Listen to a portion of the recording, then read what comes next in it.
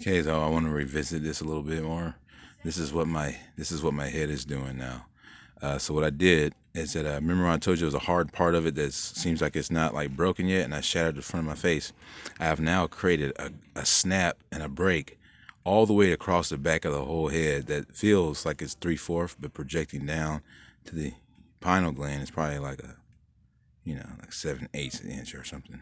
But then it projects out to the feeling of a 3 or 4 break all the way across the back of my head, about that thick. So it's very, it's happening. So it's springy like this. It's doing this whole thing like barn, bouncing up and down.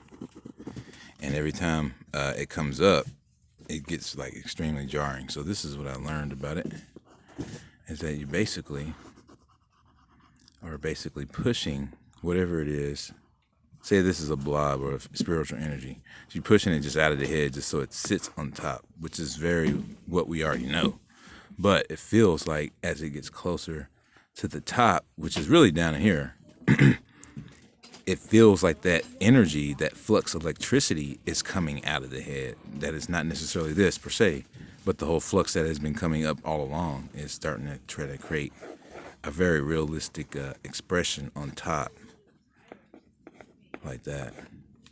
So it's coming out. It's spewing right now at the back, and it snapped the whole back of the head. And all this is already shattered, so it's really like barring like this. And I just now was able to get myself composed to make the video. But yeah, it's literally just snapping up. So on top of your head, there's a hard piece that doesn't seem like it wants to come off. It's just the back.